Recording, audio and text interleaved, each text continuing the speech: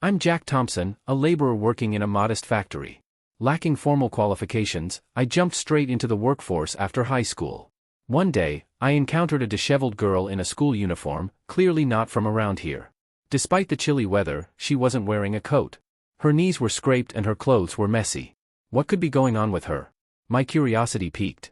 I paused to observe her. Why is she sitting here instead of heading home? Perhaps she's feeling unwell.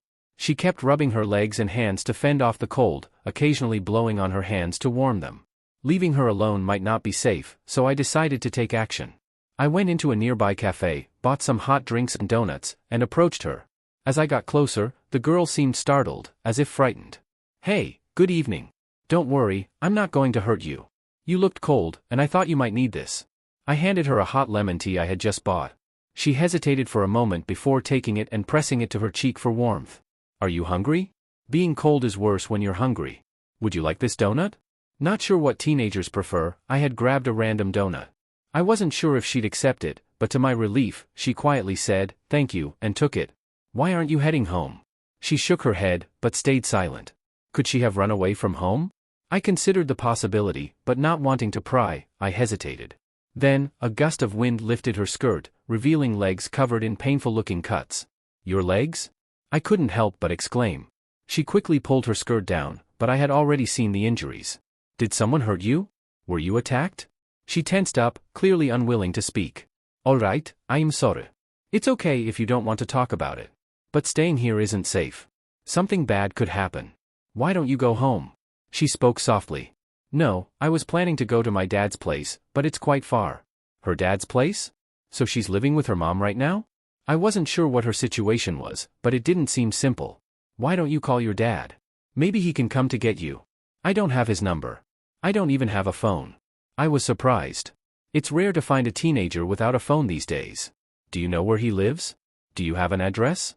She nodded and handed me a small piece of paper. The paper had an address I didn't recognize. "Is this where you can find him?" She nodded. "It looks like it's a bit of a distance and it's getting late." I pulled out my smartphone and searched for the address. It turned out to be the location of Blake Group, a construction company, I assumed. I jotted down the phone number and handed it to her. "Here's the number I found associated with that address. You should try calling it tomorrow. It might help you get in touch with your dad. Since it's Blake Group, he could be working there. I hope you'll be able to find him." She then gave me a bright smile. "All right, you should find a place to stay tonight. I'll book a room for you. Can you manage on your own?" I don't have any money. I had only a little cash left. Just a $100 bill in my wallet. That should be enough for a night, I thought. "Don't worry," I reassured her. "I can cover the cost for one night. After a warm bath and a restful sleep, you should call your dad. But I can't repay you. Don't worry about it. Just focus on finding your dad." I booked a room for her at a nearby hotel where breakfast was included for $100. I spoke to the staff, paid for the room, and requested they let her make a call in the morning. We then parted ways. I felt good about helping her, even though my wallet was now empty. A few days later, I was summoned by the factory manager, Mr. Smith. "You wanted to see me?" This was the first time since starting at the factory that I had been called to the manager's office. I entered nervously, only to find him dressed in an expensive suit. A surprising sight for the manager of such a modest factory. It was odd to see him out of work clothes. I found it strange. "It's Jack, right?" "Yes, sir. It's Jack Thompson." "Right. You don't have to come here anymore." "I'm sorry, what do you mean?" "It means you're fired." I didn't know what to say to the sudden dismissal. "So, pack your things and leave." "Excuse me, please tell me why. Did I make a mistake that warrants being fired? I can't recall doing anything wrong. We don't need a troublemaker like you in our company." "It doesn't make sense. What makes me a troublemaker? You have connections with the mafia, don't you?" "What? No way, that's not true. Man, it's unbelievable. I gave you a job even though you only graduated from high school and now you're involved with the mafia." I couldn't believe it. That must be some mistake. I've never been involved with the mafia, nor have they ever bothered me. You can say whatever you want, right? But the fact is, the mafia is looking into you. As a company, we can't employ someone like that. We never wanted to hire a high school graduated in the first place. The previous boss used to say nice things like, if someone is motivated, that's enough. Even if they're just a high school graduate. Really, he caused me a lot of trouble. Please, I really have nothing to do with the mafia. If I lose this job, how am I supposed to survive? I don't care if you end up dead on the street. That's none of my business. Why don't you ask the mafia for help? I'm sure they'll help you out. I really have nothing to do with the mafia. It must be some mistake. Please, don't fire me. No, the decision is final. We don't need antisocial elements in a small factory like ours. Next time you apply for a job, don't lie about stuff like this. I'm not lying. I've never been involved with such people. So, were you hanging out with delinquents in high school? Are those the kind of people looking for you? That's not possible. Please, Mr. Smith, I'm telling you the truth. Enough, just leave. I've told the office to pay you for today. Don't ever show your face at our company again. I kept repeating, there must be some mistake. But he wouldn't listen at all, looking at me as if I were trash. Then he said, with pointing at the door, is that all you've got work to do? It's all over. Realizing it was the end, I received a thin envelope in the office. That was my last paycheck from the company. Was the 15 years I worked so hard for really so meaningless? To be ended with just this thin envelope. When I said goodbye to my colleagues, they said, why so suddenly? That's ridiculous. Expressing their regret over my departure. But no matter how much my colleagues regretted it, there was no changing the manager's mind. Nor was there anyone willing to convey those feelings to him. They all knew that if they did something like that, they would be the next ones to be cut off. Leaving those colleagues with a take care, I exited the gates of the company I had been going through for 15 years. What am I supposed to do now? Being fired so suddenly. All I have is this thin envelope. I just hope I can find another job before it runs out. With those thoughts, I could only see the ground beneath my feet. Then, in my downward gaze, I spotted a black tire coming to a stop. Why would a car stop here? Curious, I looked up.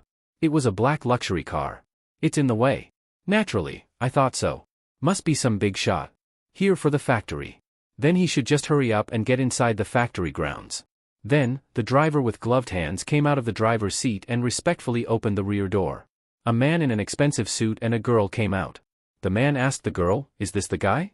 The girl nodded in confirmation. Seeing that nod, I exclaimed, oh, you're the girl from that time. So you did meet your dad, right? That's great. I'm really glad you were able to meet him safely. Forgetting my recent sorrows, I spoke to her. She smiled brightly and hugged me. Thanks to you, my daughter could safely come to me. Thank you. You're her dad. That's great. I was worried about her, but had no way to contact you after that. By the way, you're leaving the company so early. Got somewhere to be? Oh, yeah. Something like that. I forced a dry laugh. There was no way I could tell someone I just met that I had just been fired, especially not to someone who's probably a company president. I recognize him. So due to riding in such a fancy car and dressed so well, I shouldn't even be speaking to someone like him. If you're not in a hurry, I'd like to show my gratitude. It's almost lunchtime. How about a meal? No, thank you. That's too much. I couldn't possibly accept your gratitude for something I should naturally do. Come on, don't be like that. Of course, if you have other plans, I won't insist. But if you're free, could you join me? I wouldn't feel right letting you go without properly thanking you. After all, you saved my daughter. And a simple thanks just doesn't cut it. I initially refused because there was really nowhere a recently fired guy like me had to be. However, in such a downtrodden state, looking for another job wasn't likely to go well. Thinking that, I said, if you insist, then I'll accept your kind offer. And decided to go along. I got into the car and was taken to a high-end restaurant. Excuse me, I'm dressed like this. I was wearing work clothes, not exactly the attire for a high-end restaurant. I had thought we'd be going to something like a diner at most, so I was surprised. But the man laughed heartily and said, don't worry about it. Clothes don't eat the meal. He then pushed me forward. He must be a regular as the hostess didn't make a fuss and even smiled me. The atmosphere in that private room was extremely luxurious and extraordinary. I thought on the spot like, wow, looks very gorgeous. A bit uncomfortable though. It was tough being in such a prestigious place for me as a high school graduated. Yet, as the drink started flowing, things began to feel different. The smile of the girl and the conversation between father and daughter. Just that was enough to warm my heart. Not to mention the fine drinks and luxurious food. At what I thought could be the first and last feast of my life, I was thoroughly enjoying every bite. After a while, the man revealed his identity. I should have introduced myself at the beginning, but that's just who I am. He said, handing me a business card that read, Boss of Blake Family. Oh my God. Mafia? Oh, excuse me. No problem, you're right. But you know, a mafia is also a parent. Thanks to you, I could reunite with my daughter. I'm grateful. Oh yes, my pleasure. By the way, may I ask? I've been wondering why she was there that day. That's because actually, her mother and I divorced years ago. She remarried not long after. Her new husband seemed to be the vice president of a small factory. But after she passed away, his new wife moved in. At the same time, the president of the factory, who'd been kind to my daughter, also passed away. Then, the vice president succeeded to the president's post. But from then on, my daughter was treated like a nuisance. Could it be that's why her legs were bruised? Yeah, that's right. She was hurt, where it wouldn't show. Especially her back, it was terrible. Can't imagine how much it hurt. Her mother gave her an amulet before she died. Told her if she ever went to the other side, to open it and get help. That was the note? Yeah. Not writing down a phone number was a bit of an oversight. She was desperately trying to find me. But as much as she's a high school student, it was quite a distance to walk. By the time you found her, her wallet was empty. She might have ended up frozen to death if it continued like that. That was the situation. I thought there must be some circumstances. As for her mother's new husband, I just can't forgive him. He made her go through so much. I swore to get revenge. Oh, it doesn't sound good for a mafia to say such things, does it? I understand how you feel. Thanks. What about you? Leaving work at such an hour, something must have happened. Right? It's odd saying this to someone I just met. Especially a boss. But I was actually fired just now. Fired? Why? That's because I was wrongfully accused of having connections with antisocial forces. I have no idea how it came to that. Just this morning, out of the blue, I was told that and then fired. Huh? Wait a minute. Hey! The boss called over an executive standing by. After a whispered exchange, he exclaimed, "Idiots!" and turned to me. I'm terribly sorry. That was my fellow's fault. What do you mean? I wanted to thank you so much that I had my guys check up on you. They found out where you worked but wanted to make sure you were really there. Seems like they mentioned our organization's name over the phone. That's probably what got back to you. Right. So that's why they said I was involved with antisocial forces. It was a complete frame-up. I'm really sorry. Let me make this right. I'll talk to the manager tomorrow, explain the misunderstanding, and everything should work out. No. I'm okay. Shouldn't be okay. You must be in trouble, right? Yes, it would be a lie to say I'm not troubled. But going back to work under such a manager would just be the same old story. I don't want to work under someone who doesn't trust his employees. I see. So, you got something else lined up? No. Embarrassingly, I have absolutely nothing.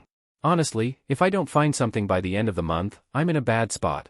But still, I'm thinking of standing firm as a man. Good on you.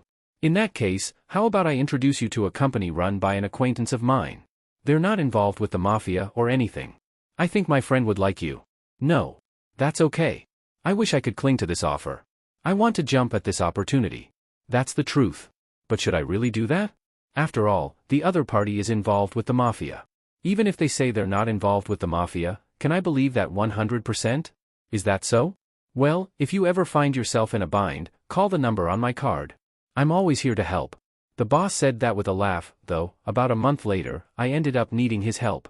No matter how many interviews I went to, I couldn't land the job. Thus, I was thinking I'd have to settle for part-time work. I'm in the mood for a drink, but I've got no one to drink with. Would you mind keeping me company? Don't worry about the money. I'm asking for your company, after all. The boss made sure to put himself lower to not burden me, inviting me in such a way. Even though he was a member of the mafia, I was surprised to find such a person existed and decided to accept. If it was a bar. You really don't want much, right? That's not true. I'm offering to treat you. And here you are, picking a bar over a fancy restaurant. Well, I've never been to a fancy restaurant. It makes me restless. Honestly, I feel more at ease in a casual bar. I'll take this with thanks. And gulp down the beer. So, did you find a job? Actually, not yet. Being a high school graduated, it seems quite difficult. I've applied to quite a few companies, but no luck. That's fortunate. Sorry. Yeah. I was thinking, would you mind lending me a hand? For a moment, it felt like my heart skipped a beat. Being asked by the mafia to lend a hand, I couldn't help but think of nothing good. He continued speaking. Man, how can I refuse after hearing his suggestion? It seemed he understood my reluctance as his proposal was far from what I had imagined. Even though I'm with the mafia, it doesn't mean we only do bad things. I just want to serve justice to the man who tormented my daughter. Justice? Yes, over the past month, I've been investigating who exactly did such horrible things to my daughter. It turned out to be the manager of the company you worked for. He acts as the manager of that factory. The previous manager used to wear work clothes and get involved on the floor. But this guy wears expensive suits and never shows his face in the factory. He lives in a luxury residential area over 1 hour away by car. So that's why he always arrived late. Exactly. A classic case of executive timing. My daughter was practically his maid, and it seems she wasn't even fed properly, crying while eating a single bagel. Really? That bad? Yes, it's true. How dare he do that to my daughter? He muttered with frustration and finished his beer. That's why I absolutely want to revenge my daughter. But when you talk about revenge, of course, I'm not planning anything bad. I don't want to end up in jail and miss out on my time with my daughter for a scumbag like him. So we're going to do it legally. Legally? Yes, that's why I set up a company. What kind of company? It's in the same industry, but really, there's nothing to it. What I really want to do is take over that company. Take over? Yeah, take over. We'll take it over and kick the manager out. I've got all the dirt on him. He's got a considerable amount of personal debt, mostly from gambling and such, and now he's using the company's profits to cover his debts. Is he? Yes. That's why the employees' wages are so low. They dropped significantly after the previous manager passed away. That's true. Our salaries did drop sharply after the previous manager died. That's the scheme. You all were working for his benefit. So I want to kick him out of the company and make it a place where the employees can earn the wages they deserve. What will happen to that manager if he's kicked out? Well, I guess he'll end up in a debt hell. Plus, his wife seems to have married him only for his money. If she finds out he's no longer the president, she'll probably leave him. And socially, I'll make sure no company will hire him. You can do that. Hey, I'm the boss of the Blake, okay? Stuff like that is easy for me. I see. I asked for your help because you were also a victim of his actions. I thought maybe you'd want revenge too. Yes, I think all the employees would feel the same way once they know about this.